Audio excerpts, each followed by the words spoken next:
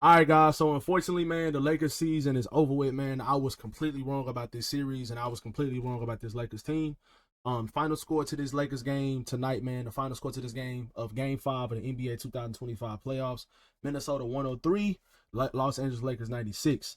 Um, the Lakers were kind of just. It just seemed like to start the game off, man. They just did not have the energy of a desperate team trying to force a game 6 and you're down 3-1. It just didn't seem like they was playing with that type of tenacity and energy at the beginning of the game. They kind of picked it up towards like the second quarter, and they definitely picked it up in the third quarter. Luka had a hard fall on one of the fouls he had, which I feel like was very, very intentional by Dante DiVincenzo.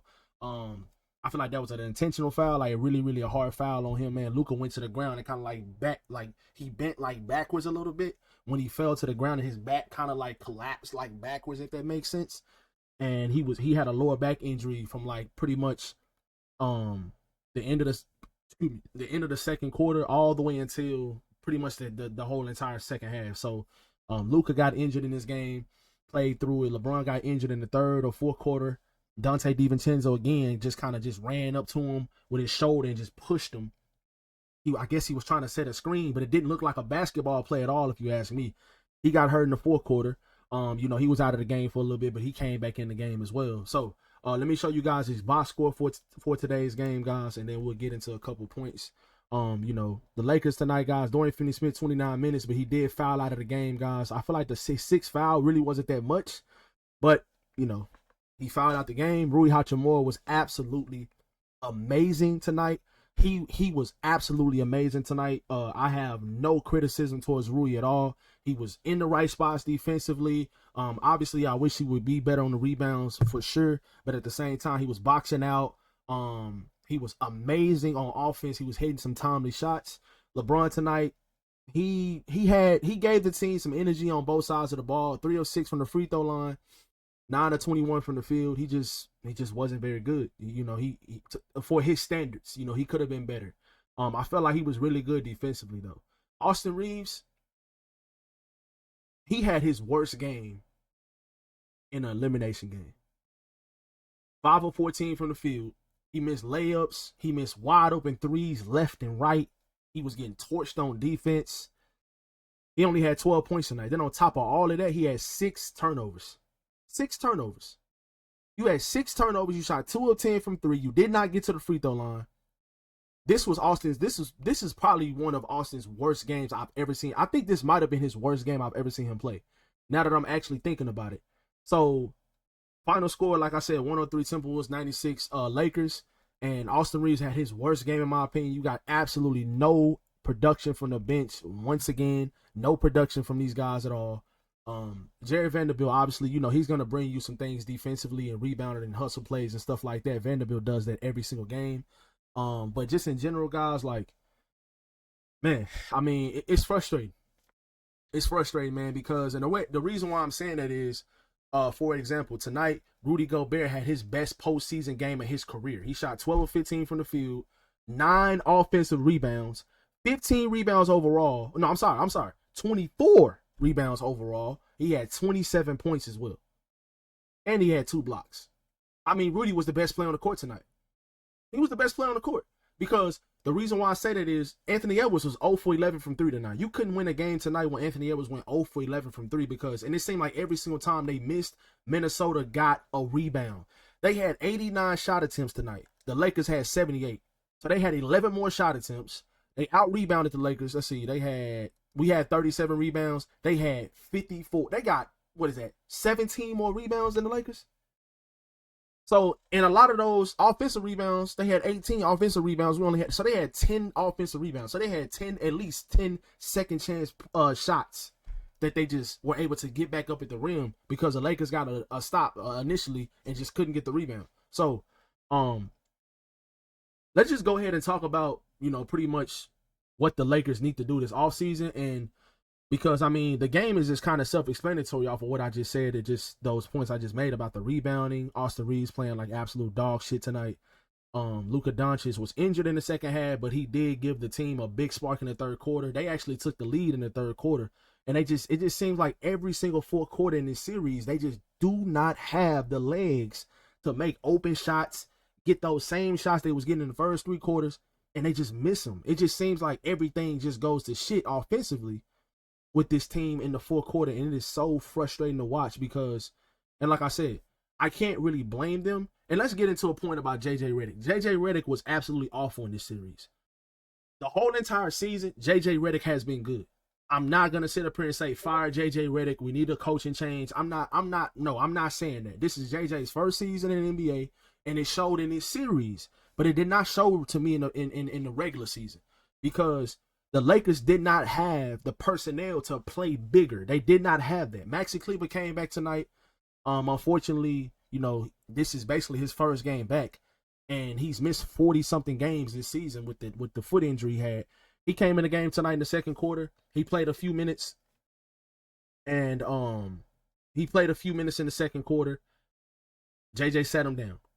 Dorian Finney-Smith fouls out in the fourth quarter, guys.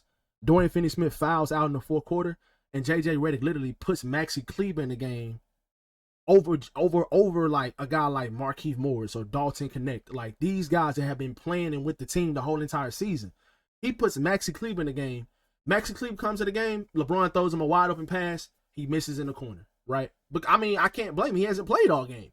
Then on top of that, the very next possession, he gets the LeBron trying to run a pick and roll because it had been working in the second half, running a pick and roll from the corner. The ball handler in the corner gets the ball. You go around, or whoever's in the corner, you go around the screen. Braun rolls. He's open. It was about to be open, but Maxi Kleber pump fakes. He drives, and when he's driving, he steps out of bounds. So that's 2 straight possessions that Maxi Kleber missed a wide open shot, and he turned the ball over. In crucial moments, when the game was still in balance, I think we was only down by 3. The referee missed a really, really bad call on Luke at the end. Dante DiVincenzo fouled him on the drive to the rim. Luka should have made the layup still, though. It should have been an and one, but the referee didn't call a foul. Anthony Edwards gets the ball, goes all the way down, makes a layup. The game in the fourth quarter was absolutely so frustrating because when Dorian Finney-Smith fouled out, JJ Redick literally put Maxi Kleber in the game. Bro, this is his first game all season. This is his first game all season. Why are you playing him in crucial moments like this?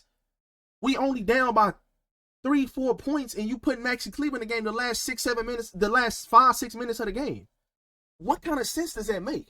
So that was absolutely a bad gamble by JJ Redick. That was a horrible gamble. He gambled in game 4, we lost. He gambled in game 5, we lost. So I'm not saying that JJ Redick is a terrible coach. I feel like even with the mistakes he made in this series and the mistakes he made in the regular season, I still feel like he is 100% a better coach than Darvin Ham. I do not want to hear anybody talking about Darvin Ham. I don't care if we went to the Western Conference Finals with Darvin Ham. I feel like our team was a better overall team when it comes to just the overall team, when it comes to not having as many flaws. I feel like the team construction was better with Anthony Davis being the center. We did not have any size this season. We didn't have no reliable bigs at all this season. We went out and got signed Alex Len. They didn't sign Christian Koloko to a regular contract. They kept him on the two-way. They didn't sign Trey Jemison. But even both of those guys are not reliable bigs. Jackson Hayes is absolutely horrible. I've been saying that the whole season. He had a 2.5 week stretch where he was actually playable. He had a couple good games with he was grabbing rebounds, he was catching lobs and stuff like that. But if you take the lob away from him, he's absolutely non-existent. He's not going to be getting offensive rebounds and getting you second chance points. Kind of like what Rudy Gobert did tonight. Rudy Gobert is not going to be going out there scoring a lot of points. But when you give him a whole lot of offensive rebounds and just obviously lanes to like get lobs and wide open dunks, he's going to dominate. So, I mean, like, that's what he's supposed to do. Jackson Hayes has all of the ability that Rudy Gobert has. He has the size, he has the athleticism. Now Rudy is just more disciplined, I feel like, obviously, but that's the reason why I think Jackson Hayes is not good enough to be the starting center for anybody, let alone a playoff team or a contending team, quote unquote, which we were supposed to be this season. So I was wrong about this team, guys. People said it throughout the season, like, you know, the Lakers need a center. And I felt like, yeah, in certain matchups we did. And I kind of felt like we would in this series, and it came back to bite us. I feel like the Timberwolves are one of the rare teams in the Western Conference that you need a big in order to play physical and big against this team. But the Lakers just did not have that. Jackson Hayes he didn't even get no playing time in this game. He got no playing time in this game. He was a DNP coach's decision. because I feel like he's been so bad the first 4 games. I don't blame JJ for that. Jackson Hayes is awful. Like, even when he's out there, it's just like he's not out there. That's how bad he is. So it's just like, I do not blame JJ for not playing him. Now, that's this game. That's this season. I'm gonna expand on this a couple times throughout the offseason. I'm gonna be talking about a lot of things that the Lakers need to do in order to fill in those flaws, so this won't happen again. You won't be a first round exit. You won't lose the way they lost. I am going to explain that throughout the whole entire offseason, but just a few things that I think they should do just before next season starts, this offseason. LeBron needs to take a pay cut. LeBron needs to take a pay cut. I pray he doesn't retire, man. LeBron is my favorite player of all time. I've been watching him since I've been 8, 9 years old. I'm a huge LeBron fan. I think he's the greatest player of all time. Now, he needs to take a pay cut this offseason so we can try to sign a guy like Quentin Grimes.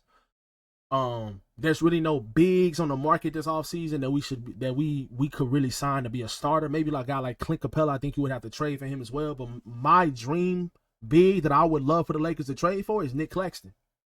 I would try to do everything I can to go trade for a guy like Nick Claxton. Austin Reeves needs to go ahead and accept the bench role. He just needs to accept it. I think not a bench role, but the six man role. I think Austin Reeves as the 6th man for this team, with Luka Doncic being your star, I think that will go a long way, especially as long as LeBron is here. Austin Reeves needs to be the 6th man. I'm not taking nothing away from Austin. I just think that the way that the roster would be constructed with Austin Reeves coming off the bench and you having a more defensive-minded guard starting alongside Luka Doncic, I think that will work a lot better for this team, especially with LeBron James and Rui Hachimura still on the team. Now, unless you trade for somebody else this offseason, they come in like a Herb Jones or something like that, okay, cool. You know, Rui and Austin probably can start with a guy like Luka Doncic. But I don't think that's going to happen. I think the dream scenario is you trade for a guy like Nick Claxton. You go sign a guy like in this offseason like Quentin Grimes or Nickeil Alexander-Walker. And you get those guys, you bring them in, they become starters for this team. I think those guys would be good starters alongside Luka Doncic. And you go get a guy like Nick Claxton. LeBron takes a pay cut in order to do that. Sign Quentin Grimes or another guy. I'm gonna have plenty of videos this offseason, guys, trying to figure out ways to make this team better than what it was this season and make it a well-rounded team. So stuff like this won't happen. You won't lose in the first round to a team that's physically more dominant than you and that's just bigger than you and just leaning on you the whole game, making you tired, wearing you down, and in the fourth quarter you just don't have legs. You just don't have the physicality. You just don't have the juice that you need to finish off games. It's unfortunate, that the Lakers season ended this way, guys, but I do think that they will be a much better team next season. It is the same. You back in the same place. It's like you just traded for Luka.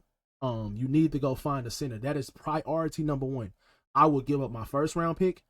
If needed, I would give up Dalton Connect. I think this team has the core to win now, but you have to go fill in those holes, those glaring holes that are there. This team is small. They don't have a center. And I'm not even asking for a center that can come in and give you 15, 20 a game. All you need is a center like a guy like Nick Claxton that can play defense, that can switch on defense, that can get you rebounds, that can get you block shots. You know what I'm saying? You need a center like that, and the Lakers just don't have that. Even if they want to try to get Mark Williams again, I wouldn't mind that. I think Mark Williams is a great rebounder. I think he's a lob threat. I think he's got a big body. He plays more discipline than Jackson Hayes when it comes to contesting shots. So I think overall, that's what the Lakers need. That's what they need, and it showed more than ever this whole entire season. It showed in this series. It's so frustrating to lose in the first round, and I felt like Minnesota was a team that I did not want to play against Minnesota in the postseason in general. I just did not want to play against them. The 2 teams I did not want to play against this postseason, if the Lakers were going to make a run, were the Timberwolves and the Cavaliers.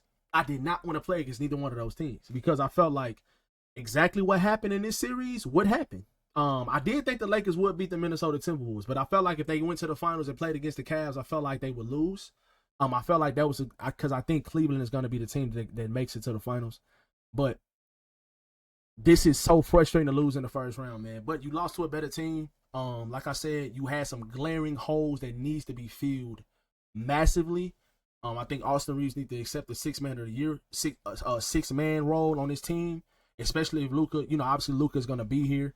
And I think this team will be better. Hopefully LeBron doesn't retire. Hopefully he comes back next season.